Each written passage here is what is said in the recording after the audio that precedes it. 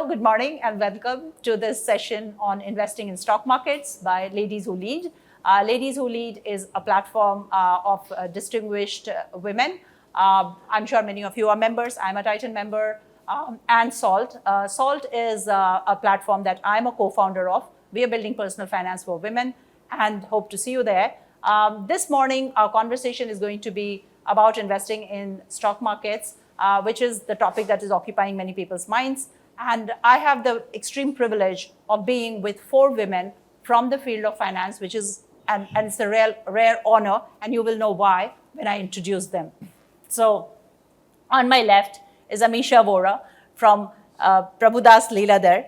She's the joint managing director. You've seen her on ET Now, you've seen her on CNBC, you've heard her, and you are going to really enjoy listening to her views today. Meghana Malkan from Malkan View. She is taken a different route to stock markets, which is the route to empower people by making them learn and invest and start on their journey and continue to grow. So welcome, Meghana. Sumita Pillai of Torus Wealth Advisors. We are really looking forward to what you're building, and she and I go back a long way from our Bank of America days. So welcome, Sumita. And of course, we have with us Dina Mehta. What a rare honor to be with you, ma'am, here. I have known her in my past life when she was the chairperson of BSE, and she was the first woman to be in the BSE as a member and be a chairperson, and she has some amazing stories, and we will look forward to listening to you, ma'am. And welcome, everyone. So I'm going to just ask you to respond to what are the macro conditions today that people should be aware of before they even start to think about the stock market, whether they are new investors or existing investors. I'll start with you, Amisha, and then I'll come to Deena on the same question. Certainly. I think 2 very important things which drives wealth creation, which means we invest in a stock and the stock price appreciates. The 2 important things are how's the business doing in terms of revenue growth, bottom line growth, market share growth, and how's the business value. These 2 depend broadly also on the global liquidity position. Sometime by middle of last year, after the huge rally, we realized that central banks, which pumped in a lot of money to overcome the COVID crisis, have no way but to reduce the liquidity. And at the same time, because of all the supply disruptions, the costs were going up. So inflation was going up, and the only way to tame it is interest rate. When both these combine, higher interest rate impacts both demand and your profitability, the first aspects which drives growth, and lower liquidity reduces the multiple which a business gets. Both have impacted, and it's just started. So we are in the midst of this round of contraction of liquidity globally. We are just a tiny part as India, and that's how I think we are in a correction zone at this juncture. No, actually, I would say that I'm looking at the markets. Of course, she has told us what are the macroeconomic factors which are impacting. But I have almost 4 decades of experience in the market, and I strongly believe that every opportunity is a buy opportunity for some stock or the other. So it is not a stock market, it is a market of stocks. So there is always an opportunity. Even if you look at the index, there is always a zigzag. And every point of up or down is an opportunity to entry or to exit. So I feel that markets are good if you start investing little by little, because nobody can time the market. If anybody says, I will buy at the bottom, and you will never know when the market will turn also. Yes. Though we feel that, oh, the factors are bad, but suddenly you feel the index is going up, everything is so rosy. And if we look at a still longer term scenario, we are the best performing economy in the world. Of course, and inflation, every time inflation comes, it drives up the stock market prices, because everybody's prices, the cost goes up, the realization goes up, and you see better workings which are there. So inflation is the mother of rallies in the stock market. Of course, the geopolitical factors are depressing the market a bit. But for me, as a retail investor, I feel everything is a good opportunity. You have to select the stocks, and once and any stock is also good enough. Let me tell you, she advises on the TV. She also must be advising so many people, buy this stock, buy that stock. So enough advice is available all around us that even in this market there are good buys which are available. So thanks to the electronic media and everything, we have enough advice available. And I genuinely believe that these are not bogus advices, these are good advices. What is important is you should know when to exit. See, problem with most people, they lose money is because they relegate the right to sell. If they maintain the right to sell with themselves, they can buy whatever they want. There should be a stop loss and there should be a profit target. If you operate within that band, I feel every opportunity is a good opportunity. What we see is, yes, there are a lot of millennials who are investing, first-time investors, but there is also a bit of overconfidence that is there with these investors because of the overflow of information. And hence there are certain decisions which are not done in a disciplined manner, like Dina mentioned. So for first-time investors, especially because their knowledge on the markets is still developing, and their ability to do research on companies, specific companies, is not going to be as high as somebody who's already in the market. It is always safer to go through somebody who's managing the portfolio actively. And one best way to do is the mutual funds. And there again, even a small investor, if you're trying for the first time, can start with a small amount. Even in stocks, you can do it, but of course, stocks brings in its own risk attached to it. But in a mutual fund, because it's well diversified, you can get in with a very small amount.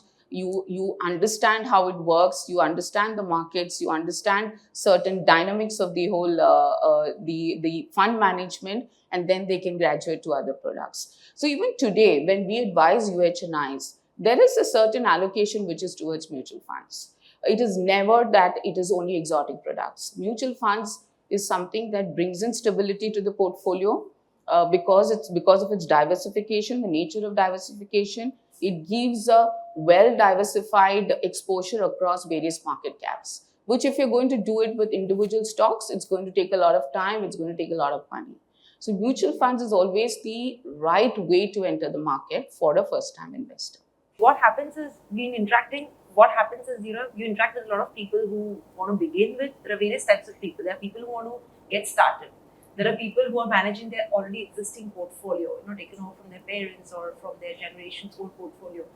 The common thing that we observe is this lack of taking in information, or you'd rather put up as being open to learning.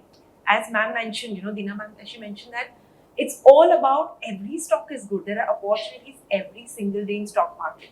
It's all about how you're picking the discipline to learn and to implement.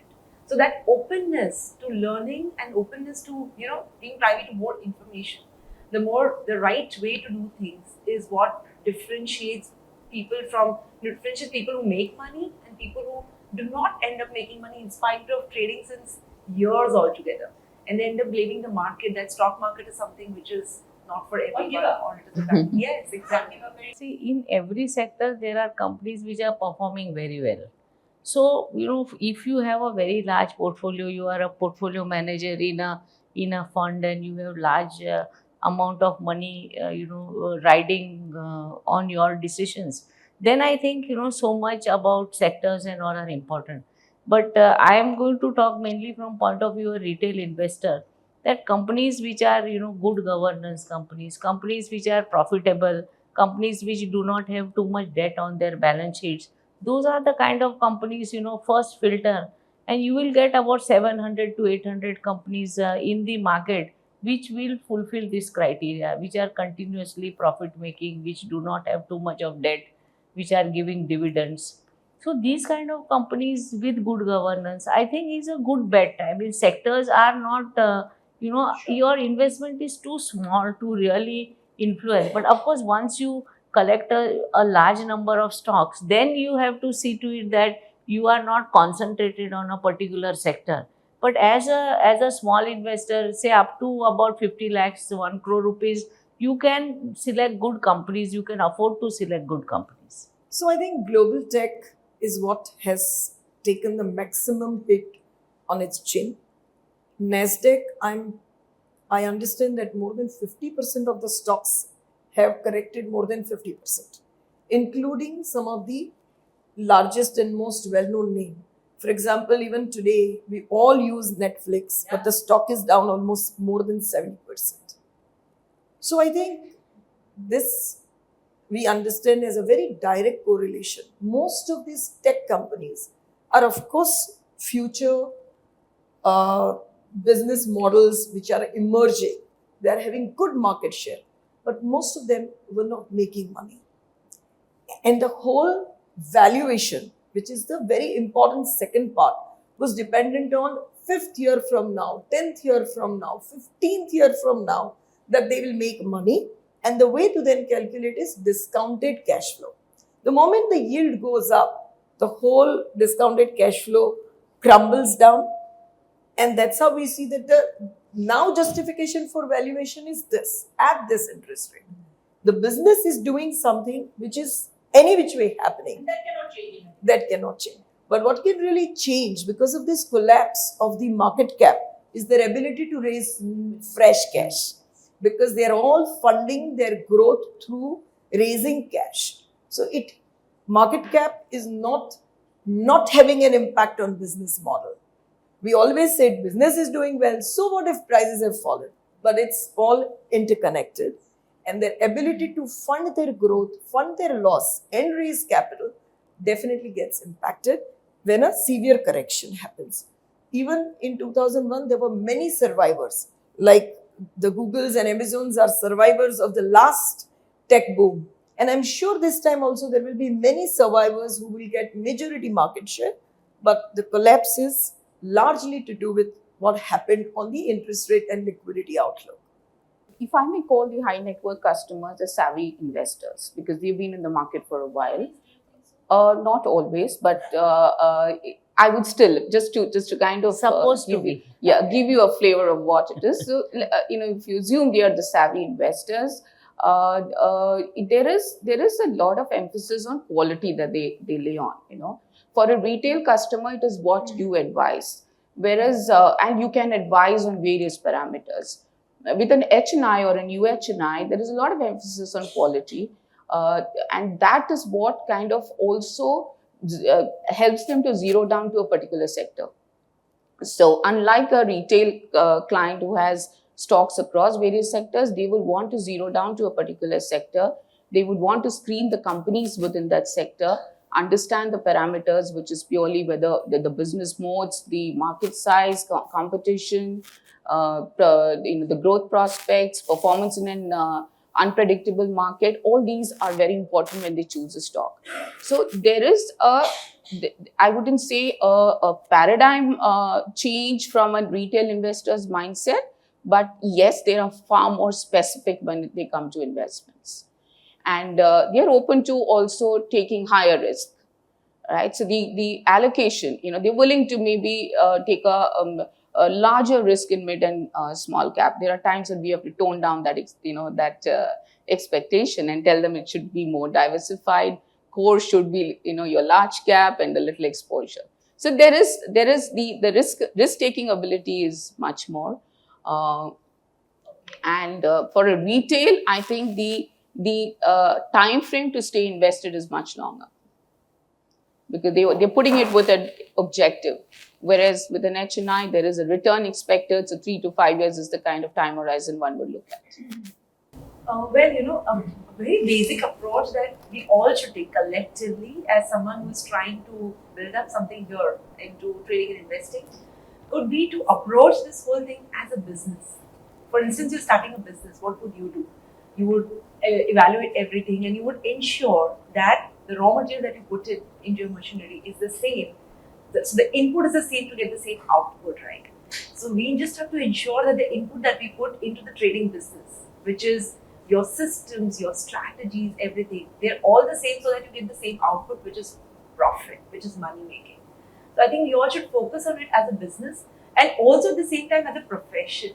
should you have to become a lawyer or an engineer, you would ensure that you put a minimum number of years of study plus a few years of practice to ensure that you're successful. Unfortunately, when it comes to stock trading and investing, everybody thinks they're an expert. Because you don't need a qualification to get started, right? You can start at any age with any amount of capital, which is a good thing, of course. But without any knowledge could prove really fatal. So if you really think it's a profession and I need to groom myself in terms of my knowledge and my practice, then I believe, especially for women, I think this could be one of the most rewarding professions. It could be, because I've worked as a corporate lawyer for more than 7 years. I've been with the UB group and then I moved here.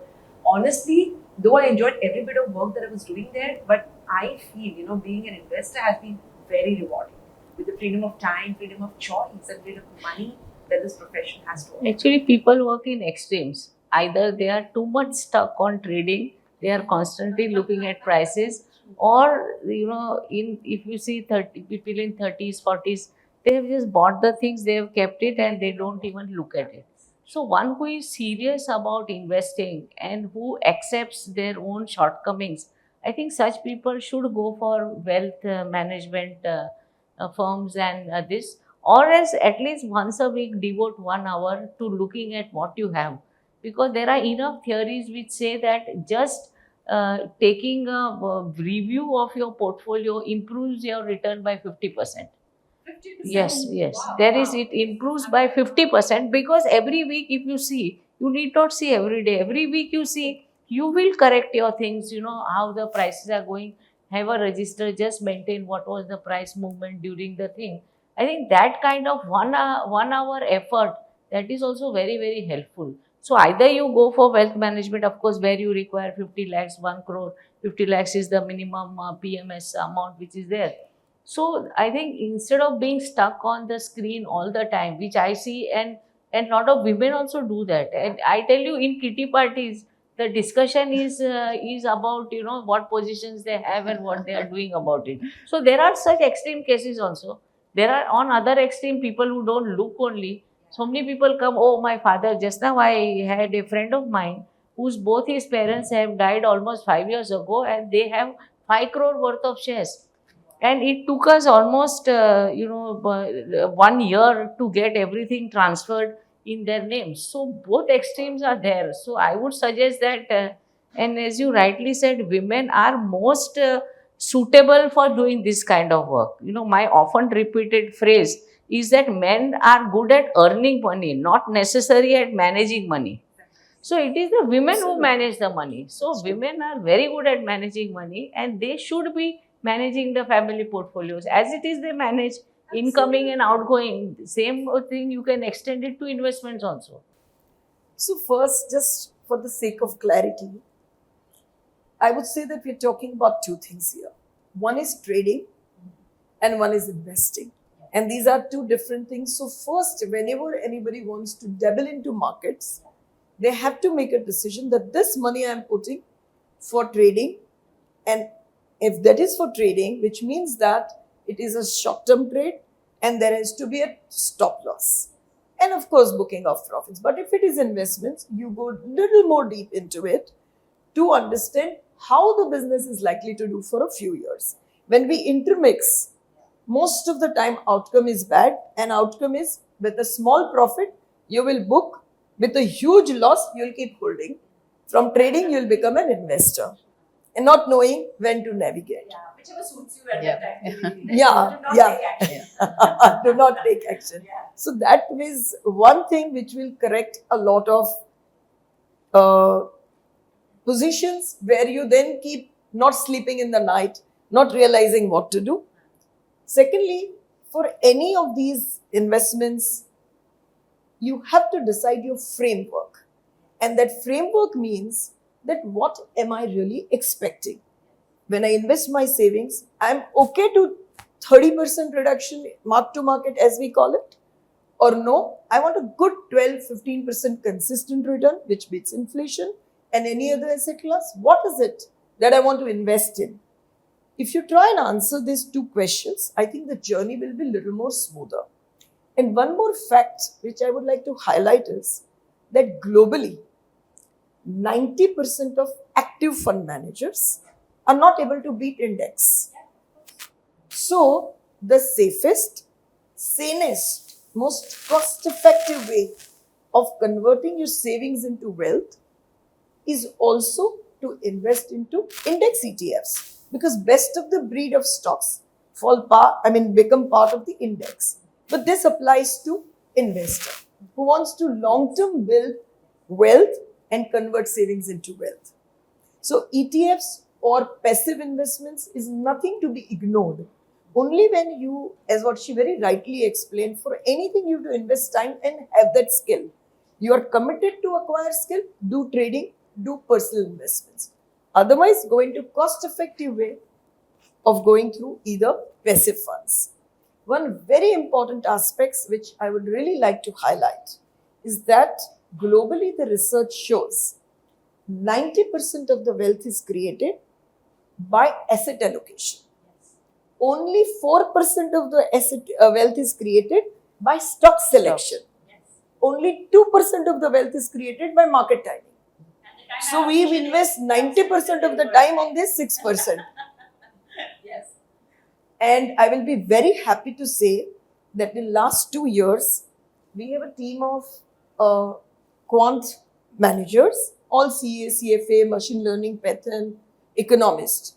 And what we have with all the historic backtesting done is called a portfolio, which is wealth for women. Knowing precisely how the initial navigation is required through asset allocation. Some understanding will really help. It's not the idea to really pitch, but idea to first give an insight as to these are the aspects which make a difference in wealth creation. Stock selection is a very, very detailed exercise which should be given to professional fund managers, whether under PMS, AIF or mutual fund. But asset allocation is something. So, no, that's really remarkable, what you said. In fact, today is the best conversation I've had in a long time, because all my segues are just coming from all of you. So I don't have to really think. So what you were talking about reminded me of a very important thing. And I was sharing this anecdote about what our research showed, which is that, you're 18 and or even when you are 12, your parents bought something in your name, and then you started working, and then somebody told you to buy ELSS, so you bought something, and then some colleague told you to buy something, then you bought some stocks, then somebody told you to buy some crypto because it was the hottest thing, then you bought some. And then by the time you're like in your late 20s, you have this mishmash of a portfolio. Half the thing you don't even know where they're lying. And by the time you're in your 30s, because you're also busy with your career growth, your family, your other commitments in life, you kind of become, you don't even want to look at this thing, because it's just like not that part of your house where you never go because it's just way too messy. It becomes like that. And I think, so when you talk about asset allocation or looking at your portfolio, I can 100% believe that it will give you 50% more return, because if you start looking at it, it will, it's like improving the feng shui or whatever they say of your house, because you are looking at things and keeping them straightforward. So, so best of luck to everybody with that. I'm going to ask a question, and please think up your questions, because we will be opening to audience questions. Actually, to supplement Yes. what she has said, that it is, one is, and to add to what you are saying, that assets are lying all over. Our concern for financial assets is simply nothing compared to our concern for other assets. Yes. You get a silver coin, you will put it in the safe. You buy a gold necklace, you will see, you go and put it in the bank safe. But a 1 lakh worth of certificate of shares, it is lying anywhere, and you are not aware about it also. Yes. So custody of financial assets is extremely, extremely important, which is most neglected thing by everybody. Yes. Like we say, bank FDs, are the bank FDs renewed or not? What is Yes. the rate of interest? Company FDs, Yes. did your debentures get redeemed? Yes. Your share, did you get the dividend or not? Even nominations, when you are not married, you take out an insurance policy, nominee is mother, most of the cases. You get married, you don't bother to change the nominee, or it may be your brother. Yeah. Same thing with houses. People don't make nominations for their houses. And then there's a huge legal process. I have handled at least about 25 probate cases for my various customers in my career, and nothing takes less than 5 years. If the shares are left in single name, to get a probate, you take 5 to 7 years. So hopeless the entire legal system is in getting probates. So custody of financial asset is as important as managing how your portfolio is performing. Where it is also important, because if like I had written a very popular article called Life After Death. So once you die, you have collected financial assets for your near and dear ones. So are they in a position that they can actually live with those assets? And many times it is not so. Because people have not bothered to make the physicals into DMAT. They don't check their DMAT certificates. They don't check if there is a nomination in the DMAT certificate or not. So many small things which are relating to the custody of the assets, that is missed out by most people. So when you talk of investing, we should also talk about custody of the financial assets. Your mutual funds, did you get a regular statement? You got it, put it in a file. Otherwise, when there is income tax return to be filed, you run all over the place looking for papers. You call up your brokers, give me full year's transaction statement. These kind of things should not happen. Very, very, very correct. And I think this is part of the discipline that we talked about. And if you want to be that trader, then you need a very rigorous discipline. If you want to be the investor, you need discipline, thinking about why are you doing this? What do you want to happen with this money in your lifetime, post your lifetime? What will make that happen? Please pay attention to all of these things together. Don't keep switching between one or the other, being lazy, whatever it suits you. And thank you. I mean, this has been such a wonderful conversation, and we will continue, but I do want to take any questions that the audience may have. While you think up your questions, Sumita, both of you actually, I have something to go add ahead, to go ahead. what Yeah, Dina yeah. said, that it's about, what kind of value do you add to your investments? Traditionally in our country, it's always been that, as you rightly mentioned, we had a lot of value to our physical assets, as the gold coins or the silver coins or the jewelry. In fact, recently I had a very interesting conversation with a friend where her husband offered to buy her gold ETFs for her 40th birthday. And she said, no, I want a gold necklace instead. Where she, so I was having this conversation that, are you even aware of the kind of returns that your ETFs would generate as compared to the happiness that you get while wearing this gold thing? I mean, very individualistic thing, but the psychology. And when you compare this to the West, there's research which says that more than 50% of people in the West invest into financial assets. The ratio here in our country is 4%. The divide is very huge. So we need to open up to the possibility of placing that kind of importance to financial assets. Only then we'll do all these things, that as allocating an hour to our investments, managing them, seeing where the demat account, etc. So that kind of awareness, once it opens up a lot of possibilities for us women, I think. Yeah. To be fair, the necklace does look better than that piece of paper. but I'm happy to say that my daughter-in-law to be, she has asked for sovereign gold bonds. Oh wow! You chose well. Your son chose well. So, we could have a very interesting follow-up discussion about the psychology of money and why people actually neglect that things book like is this. very good, Psychology of Money. Yes. Which has come recently. Yeah. And it is, it is our upbringing and our approach to money that really determines how you invest. Yes. That is very important. That, Yes. how, some people are coming from poor families. Yes. What is the value of money to them? Yes. Some Yes. come from different kind of families. Certain instances in life where you really struggle for Yes. money.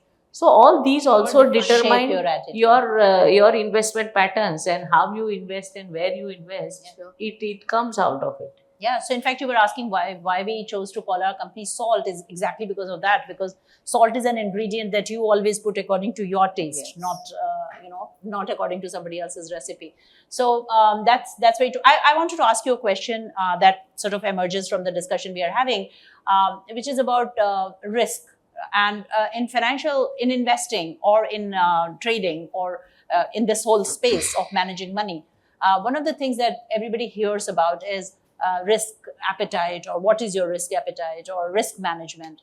And I want you to just very quickly tell our audience about how, in a simple way, should they be thinking about risk. Sure. So, yes, risk appetite is extremely important when somebody is looking at building a portfolio. But it comes with a lot of other objectives that we kind of profile the client with. Risk is not just about just the money being invested and you're losing 30%, 20%, or to what extent you can lose. But one needs to also, when we kind of approach a client and we build a portfolio, we bring in the whole concept of how to generate an alpha and what is the approach to be used. So we always suggest a top-down approach, but we also, while doing that approach, we gauge the risk of the client, and then we try and build a very balanced multi-cap kind of a portfolio. So very simple, if I have to say, everybody needs to look at diversification, very important. Emphasis on quality, again, like I earlier said, is very important. And how do you minimize the risk? Nobody can say there is no risk. Today, no investments, including a bank deposit, has no risk attached to it. Everything has risk. But how do you minimize the risk? And how do you kind of, make sure that you realign the portfolio on a timely basis? And that is to take from what Deena said, that portfolio analysis, portfolio review is extremely critical. So portfolio review periodically needs to be done. Realignment of portfolio needs to be done.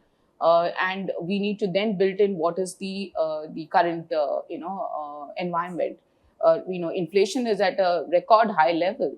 What is the sector we would talk about? We would still say stay in defensive sectors, but keep a certain allocation open for IT and BFSI, because we've seen outflows there, decent valuations there. So risk is just a lot more than just talking about how much you're going to lose or gain. So it has to be more comprehensive and thought of. And all of you are giving me so many segues that I'm a little bit excited. So on that segue, I wanted to ask you this question, and everybody can please chip in. And that's about in the current environment. I know we are talking stock market, we are talking investing, we are talking trading, but we have to talk about the bond market and what's happening on the rate side, and what does it mean for a retail investor or consumer today with what is happening in rates, because across the world central banks are raising rates, and we have lived through a regime of low rates for quite a while and rising stock markets, and now suddenly it's like correcting the yes. So I think in last cycle of last 5 to 7 years or 10 years, a lot of investors would have realized that it's not that bond market is all about getting fixed return. It's also a lot about the risk of the underlying corporate. Yes. There's also about risk of the rate cycle, because of which the price of the bond keeps moving. I think we are once again like correction in the stock market, as we believe as a house and our research, in terms of even bond yields. We are in the midway in terms of where we should be, because the real interest rate in India is still negative, which means inflation is higher than the interest that the people get on their savings. And gradually it will be corrected, which is what even RBI governor believes. Once that cycle happens and bond yields go up, bond prices come down. So even that, within that bond portfolio, we have options of being into liquid, which means we don't take chance with the tenure of the bond. We go into government bonds and we go into corporate bonds. So each has different risk. Also, each has different rate cycle. Ideally, right now, looking at the scene, liquid is the most preferred, place to go. Where you can protect first your capital. Sure. And give us your practical advice. I think Reserve Bank of India bonds, which are sold by, I think, HDFC Bank and all, they give good yield, which is there. Other than that, FDs are there. You have to go for, most highest rated FDs. That is what, take it HDFC, Shriram, Bajaj. These are the most popular ones where they are perfectly safe. And I think certain portfolio, at least 15-20% must be in a fixed return, fixed return portfolio, because, somewhere, of course, we try to select stocks in the best manner, whatever we do. But some first fixed income is necessary. And for gold also, I think I am very, I think in 5 years, gold prices have doubled. And we can still see better appreciation in gold also going forward. So buying these sovereign gold bonds which Government of India issues is the best possible instrument so far as gold is concerned, because government is giving you 2.5% return every year. If you buy a gold necklace, how many times will you wear it? And these days, I am telling you, young people are absolutely comfortable in hiring jewelry. Mhm. There are enough places where you can hire the jewelry. Why should you buy jewelry? I mean, one of my friends, extremely rich family, and the girl insisted. She said, if I have to buy to match my sari and everything, I might as well hire. And can hire real gold, and real diamonds and everything you can hire.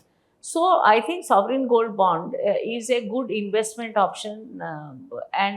So fixed return, I would say that one is these FDs which are there, the Government of India, RBI bonds.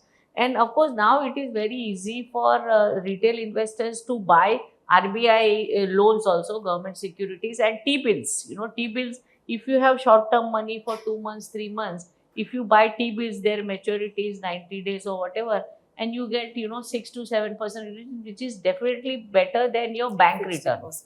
Yeah, but would you buy it yourself, or should you buy mutual funds? No. If you, I mean, we are looking at fixed interest. Income? Yes, mutual fund is a good option where you go for fixed risk. But these direct instruments are also available for you, which are same way as you buy a mutual fund, you can buy these instruments. Sure. And then again, you will buy, and then because you hear on this podcast, and then you will be lazy and you will not sell it when No, it will mature after 90 days, 60 days. So there is a maturity cycle which is there. And fortunately for lazy investors, our bank accounts are captured with the depository, with so Demat. the money will just come so back they to will you. just come back to you. So you don't need to worry about it. Safety is there. Okay. So if you ensure it is in your account, then you will be safe, then it will come back. Sure. So the system, I think today we are in such a heavenly kind of period where the safety of your assets, Yes. the SEBI, government, everybody ensures it that it is completely safe. And it is so easy at the tap of a button, you can see everything which is there. Or even if you phone your broker, for him also it is very easy. He taps a button and he emails you your statement. Yes. So things are really, when it comes to the maintenance of your financial assets, beautiful systems have been made, and I think one should use those systems and see to it that, because even if you buy a house, such a hassle it is. Yeah. You make an agreement, you stand for hours in the line for the registrar to sign. You have to have a setting over there, so that moment you go, you sign. So all these things are there. But when it comes to Also, the plumbing is never good. Yeah. So if you the atmosphere is bad, there's no AC over there, let me tell you. But if you look at financial assets, I think it absolutely, because of the trade guarantee funds, your money, your funds are safe. Because of depository system, title of your this is safe. And because of online trading, the rates at which you buy, they are all safe. And today online is not just available for stock market. You can buy ETFs online, you can buy mutual funds online, you can buy gold bonds online, you can buy T-bills online. So what more you want? I think you are in a heavenly situation, because I have seen the paper age. When my son used to sleep on the outside sofa and I would prepare the shares till night 11 o'clock to make the pay-in on next day, all those things are now gone. So we are in a much better situation. It is so wonderful to hear that. And if this doesn't get you guys out of your laziness and start using your money, so live in a rented house, rent that jewelry, rent that whatever that branded, use Ola versus use Ola and keep your money. Because your money is safe. When we say your money is safe from a counterparty risk. Nobody is going to run away with your money. but you have to learn to deal with markets and volatility of the markets.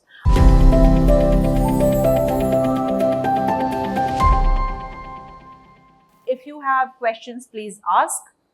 I have a question on peer-to-peer lending as a mode of investment. Anybody has a For point. peer-to-peer lending, Yeah. which you want to give money to your friends. Yes. No, there are actually portals. Platforms. Acha, portals. There are platforms Okay, yeah, through yeah. which you Yeah. can directly lend and at very high rates of interest. See, anything unusual is with lot of flags. So you have to, because ultimately think that the person who borrows from you is he going to make that return. And I will tell you, there are upteen number of stories when in mid-90s, all the leasing companies, and Bansali was one of them, and so many leasing companies, they came up with 36% return. Yes. Now, if you are lending to somebody at 36%, is that person going to earn 36%? Look at the best of the company balance sheets, 10 to 15%. 10% is very good. 15% is outstanding. If those kind of returns are there for most of the best performing companies, how can somebody earn 36%? So what it does not, it is all about common sense. What is not common sense is please stay Risky. away. It's risky. Stay away. Comes with a But risk. to add to that, as an investment, one can look at the unlisted space, where the companies are, gearing up to get to the IPO levels. There is a lot of factual data available to see how the growth is projected. That is a better bet, I would think, rather than going in for a peer-to-peer and then, like Deena said, higher interest rate, higher risk. But here, there is a lot of facts to support you with that investment. Similarly, strategic investment opportunities, like, if there are startups who are looking for raising funds, that could be a better opportunity. But maybe a very small amount to start. I mean, because the returns. Actually, see, if you have money to waste, you have reached a stage in life where you just want to have fun. I'll tell you, I had one customer. He was 90 years old. And every year he used to lose at least 2 to 3 crore rupees in trading. 2 to 3 crore rupees. But his family was very happy. They said because he's occupied from 8 o'clock to 5 o'clock, he calls up everybody. Everybody is happy because at 1992, how his health will fail, whatever will happen. But because of the stock market, he was a highly active person and interacted with everybody. So if you have reached that stage in life, then you should experiment. Not yet 90, but yeah. So, okay, since I would suggest when you are having enough, that you are satisfied with whatever you invested, some small amounts you will experiment, but it is not advisable that you think Depends at what stage you So are. I have to say this because I have to take your question because I think I'm the only one here from the classic debt space. So peer-to-peer lending actually is a phenomenal proposition if you think about it, because what are you doing? You are disintermediating institutions which exist on that margin, right? Because one person has the need to invest money and make return, another person has the need to borrow money and grow, and financial institutions do that intermediation all the time, which is where their job lies. Because technology has changed so fundamentally, now you have the opportunity to know that person and understand that person's credit behavior, and therefore take that credit call yourself, which you were not able to do that. Theoretically, philosophically, great, it's similar to crypto, right? We haven't gotten into a crypto conversation, but it's very similar, right? When you think about a decentralized monetary authority, when you think about taking power and giving it into that, philosophically, great ideas. When you put your own money into it, it is about how much due diligence you are able to do, how much can you trust the platform, how much information are you able to get. So what Deena was saying is where I will add, and I'm going to date myself, because I was in RBI when that CRB thing happened. So you know how it happened. So I know all what happened. 36% return. And for years together, I signed advocates' bills for that particular case. So yes, so things like this will happen. WhatsApp Finance, one more was there. WhatsApp Finance, similarly. And so many. And then there were those forest things So the financial history of the world is full of opportunities that come up, and sound amazing, and then sometimes they play out and sometimes they don't. But that's where we were talking about risk. So you have to you be comfortable with what you. My personal theory is that you invest for stability, you invest for growth, you invest for emotions, which is why even though that necklace sounds unreasonable, you will go ahead and buy it. And you should, especially young people, invest a little bit for fun, like she said. Or now with your example, maybe when you are very old as well.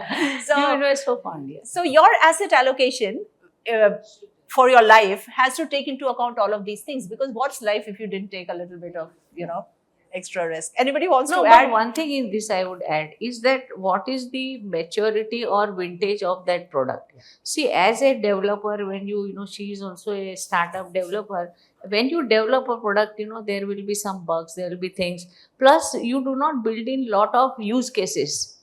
What if cases? What if somebody does this? What if somebody does this? So, as a product matures, the what if cases, they keep on getting settled. So maybe after 2-3 years, it is a reasonably, I would not say 100% safe, but reasonably safe, then you can have fun. But, it should not be a primary, It's place exactly like crypto, right? A lot of people are dabbling in crypto. They put aside some money, which they know even if they lose, there is nothing, there's going to be no pain. But that's the kind of thing. It's not 3 crore for all of us, but or something. No, I can tell you a lot of investor stories, but some other time. Sure. As to how we will do a session, Anisha, on stories.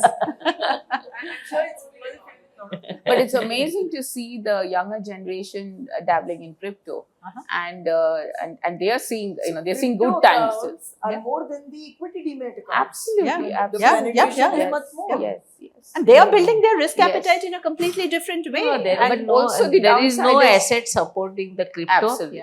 And even if government used to have gold, now it does not have gold, but there is a government guarantee so far as our currency is concerned. So crypto again for fun, little bit is okay. But because let me also tell you, people who are hackers of the systems, they all demand in cryptocurrencies. So there is a market for it is a smuggler's market. And you don't know when the government stand will change on cryptos, right? So then suppose if that completely they don't support. That is regulations once they come in, things are very different. Very different, yes. Thank you very much. Would you like to add something? Oh, there is another question. Please go ahead and ask. Hi. Thank you so much. It's been a fantastic session so far. My name is Anuya. I'm a part of a platform that's building a social community platform for women. It's called Co2, Come Together. And I'm glad we're having the crypto conversation because I think it's the elephant in the room. I think the point of having a social community platform for women is basically it's based on Web3, right? Like you said about decentralization. And we want everyone, all the women in this room, to participate in a token economy. And while I have heard some of the conversations you've had about crypto so far, what do you think about crypto and NFTs, and why should, I know that globally there are a lot of women who are creating awareness about why crypto currency and investing in crypto is important. And they're also encouraging a lot of artists to invest in their NFTs because, they don't have any middle person to sort of, get the money in. They get the money directly. And a lot of musicians are doing it as well.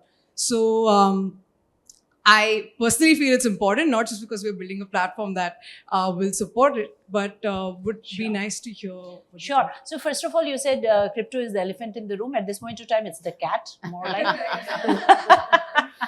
but let's get the cat I have out. a very different view on crypto. Yes, please. I know most of my peers who are in the financial markets and who have been used to looking at things which is backed by either business or gold or something, Or government, government. are very anti-crypto. Somehow I feel that crypto is here to stay and grow because the malice of the current system in terms of navigating any event through just printing money and debasing the currency is so high. And if crypto, the way we know, is supported by the whole technology behind this, it's a question of time when this will be recognized. Because it is not recognized, there is a huge volatility which one has to brace to be part of. But I am somehow of the opinion that crypto is here to stay and grow. Because people at some point will take away the power from governments to just keep deciding their fate. And the way things are shaping up, it's very difficult to say. But globally, over the next 5 years, it's possible that dollar itself will get debased. The way they have printed currency. Of course. The way the rest of the geopolitical events are shaping up. So I somehow am of the opinion, I don't have a clear path, and many do not have, but I think crypto is here to stay and grow. So I Awesome, do thank these, we don't have so much time to talk about it, but I will definitely invite other views. But we do these Twitter space conversations on Tuesdays, and we talk a lot about the new, things like crypto and stuff. So you're most welcome to listen in. But I'm sure, Meghna, you would have answered that question also. Yeah, so the way I've been looking at trends, especially among millennials, because we usually have a mix of students participating in the courses.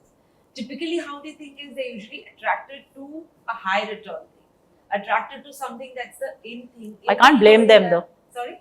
Can't blame them. Yeah, you can't blame them, especially in this world, Yeah. So you see the markets going sideways or consolidating for 3 to 4 months, and then the whole focus shifts on something interesting.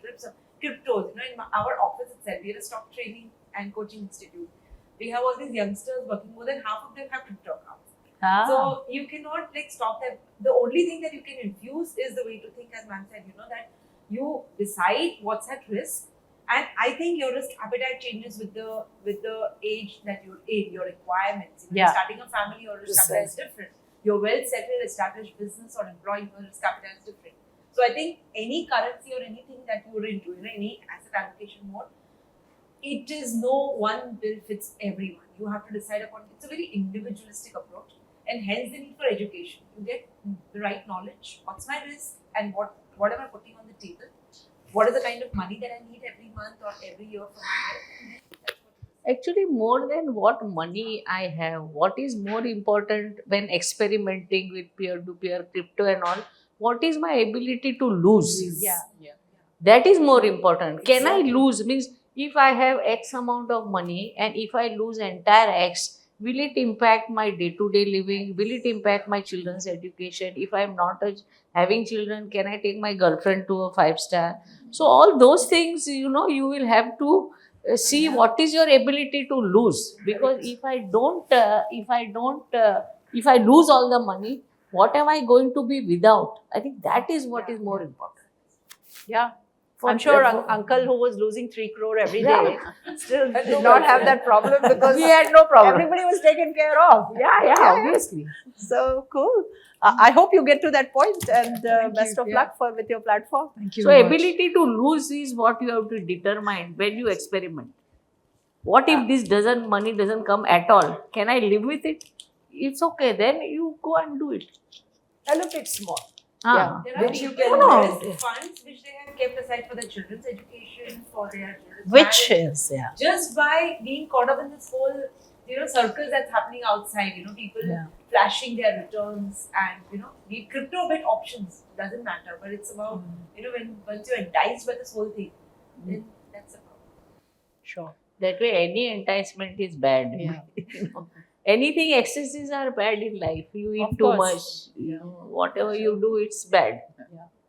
No, you're right. And But with all this Insta, Facebook and YouTube, it's all about enticement. Yeah. Whether it Standing is is for fun. financial world or non-financial world, Yeah. whether it's for our look Yeah. or anything else, it's all about continuous enticement. And it's a very interesting situation where, on the one hand, we all seem committed to be building a world where things are more accessible. You're supposed to be more comfortable with who you are, but on the other hand, FOMO drives most of your actions. Actually, a it's couple of that- years ago, some 10-12 books came out with the same title called Enough. Yeah. Enough. So, and they have shown so many serials on TV where you buy the clothes and 30% you don't wear them at all. So these all excesses, be it food, be it clothes, be it gadgets, everything there are excesses. So and same applies for investing also. And because you have your coffee, I know that we have a little bit more time and you are not saying enough to us. So I will close, but I do want to the lady to ask. So I just wanted to question. ask you that the market is extremely volatile right now. So like ma'am said that, okay, you have these kitty party discussions, right? So when your friends meet, we all are discussing that should we wait for the corrections to get over? Is it a good time to invest? Should we withdraw? Some people are saying there could be a crash very soon, so let's like withdraw immediately and close our accounts. So it's very, very confusing for us. What should we do right now? Should we invest? Should we trade? Should we stop? Should we continue? Should we wait? So Actually, I just I'm wanted to thrilled ask, by what your should we do? question. I'm Yeah. thrilled because the conversation is not about hero, heroine, perfumes, bags, but it is about investment. So I'm When we meet thrilled. at parties, these boys go out I'm to thrilled. smoke, and this is all that they talk about. Yeah. What are you And you investing? can What are you answer. investing in? So can I take that? Yes, Yeah. please. I No, think you're all of right. us should respond. And yes, markets have been lately very, very volatile. But at the same time, when the markets were at its peak, when Nifty was at marked its high at 18,600 in December 2021, I had a lot of investors who came back and said, "Oh, we missed the bus." Right. So, well, now with Nifty down more than 15%, the bus is there. I mean, you just need to start deploying your capital, but in a staggered manner. Don't just get into it because, yes, we don't know what's the bottom. We'll never be. No gurus will be able to tell you what the bottom is. But it's a good time to start in a staggered manner. If it's mutual funds, start through a systematic investment plan, a SIP mode, but start getting So I'll into tell it. you, ma'am, what happens with mutual funds is because it's so slow, the growth, that like she said, the millennials, we sleep. We put the money and then we're like, okay, but it's not growing the way stocks. But Like short term is so quick, like your returns are so fast that you can actually not even go to work, then you just sit. Because you're like, I'm making money sitting at home. What's the point of like running behind meetings, running behind clients? So that's again two different things we're talking about. One, you're looking at making immediate profits through trading, and the other one is building an investment portfolio over a period of 3 to 5 years or more. Right. So depending on what approach you want to take and what is your objective, then the decisions and the approach will also change. So when you lose money, will you work 16 hours? 24. I think most precious commodity is time. Yeah. So are you going to just sit and feel happy your share went up, or are you going to work, get more money, and put more in shares and double your earnings? So what I can make out from your question is not that it is your mutual fund investment portfolio which is corrected and you're worried or discussing and deciding next course of action. It is your selected stocks which is corrected, and you now want to decide whether I should buy the same stock more, hold on, or cut my loss. So one thing which we always get distracted by in the markets, I feel, is because markets are liquid, transparent. So we see the price. But what we are buying is business. Okay, so once the way to review your portfolio, which will give you a little more easy sleep, is to review the business. This is the time when you are in panic that you'll put in more hours to know what have you actually bought, whom are you partner with. Share is a sharing. Whom are you sharing with? Is it a title, which is a jewelry business, which is into saris, which is also into eyewear? And is this business going to grow? Then take the pain of loss. I mean, mark to market. But are you in a business where you don't even know the promoter? You don't even know what the promoter will do. And still there is enough data to see in last 10 years when interest rates were going up, could he hold his fort? Or did he go into red? So just go through the business that you're owning, which will give you insight and understanding. Should you stay put? Or when should you average? You did one leg, which is acquainting yourself with the names and prices. There are things like stockage, screener, where you can see what the businesses are doing. A little next layer will give you a very good understanding. And I always feel adversity is the time when you learn. You'll become a better investor, trader, whatever you call it. So please use. She just gave you 8 hours of homework every day. So at least I mean, see, if I'm you sure want, you want to have more than 5-10 stocks in your portfolio. Reading 10 stocks over 10 days, 20 days is not so impossible. And stock market is like a marriage, You can't say, I don't want, to invest today. I'm going out, I'm coming in, exiting, all those things. You have to stay committed to the markets, be it up, be it down. You may lose money, you may gain money. But if you are engaged with the market for a reasonably long period of time, there is a guarantee you will make money. You cannot lose money. And relying on market tips is not the right approach. I think research-based is more appropriate approach. Yeah, and the wonderful thing is that there's a lot of knowledge that is available. Yeah, Exactly. access. She may is mention there. screeners, so many screeners are available. You can screen the stock on whose P is high, whose this is high, that is. So many screeners will bring you down to just one share. There hasn't been a better time, I believe, Yes, for all of us absolutely. to level play. Especially, when I was doing my research, when you read about this old vintage traders and investors who made it, look at, as she said, yes, exactly. My husband, he got started when he was 16 years.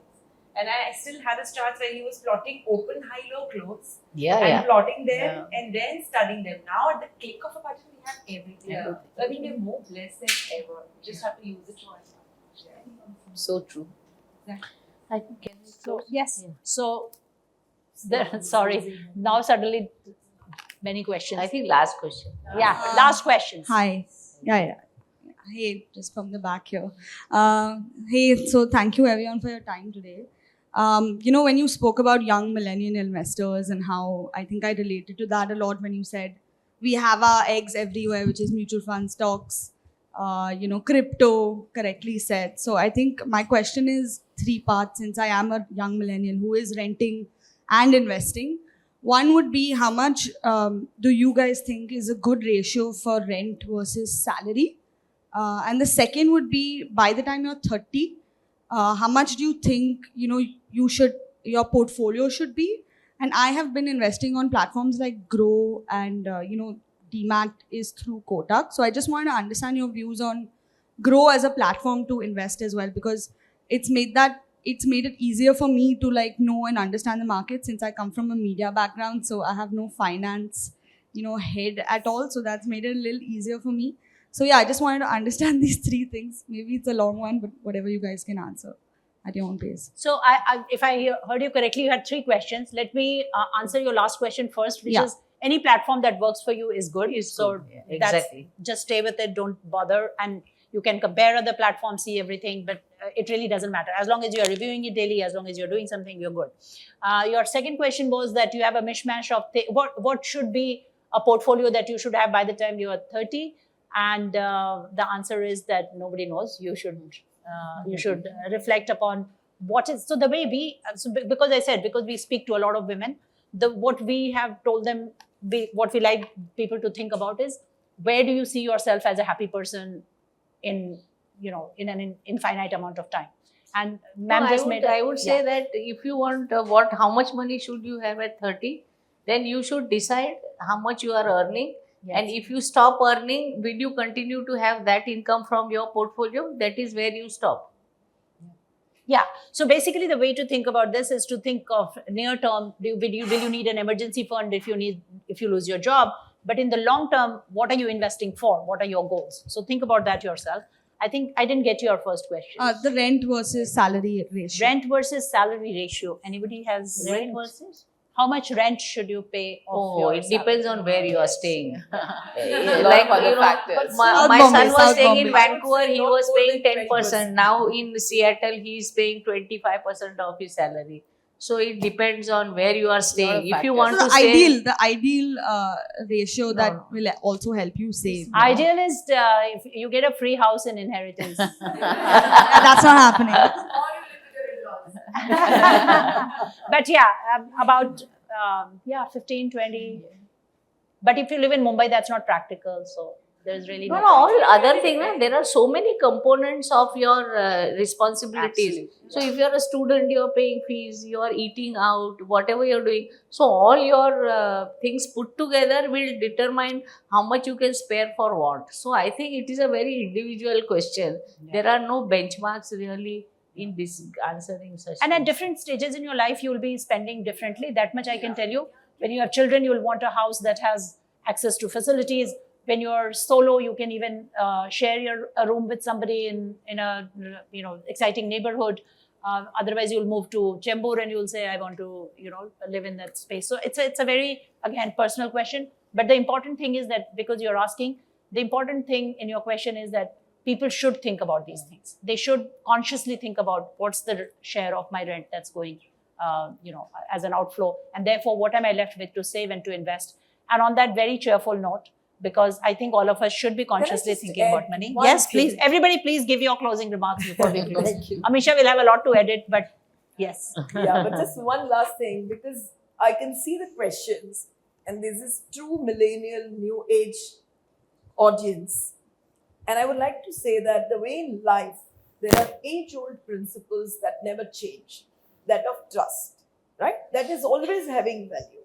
Similarly, in investments, there are age-old principles which will never change. You may not like to adopt, you may adopt, but what will work is that age-old principles. So while you all are doing this journey of investments, one principle which is most powerful in financial markets is that of compounding. Right? So what happens if you put, say, 1 crore at use? She said at 30, so till 60, 30 years, assuming it compounds at only 20%.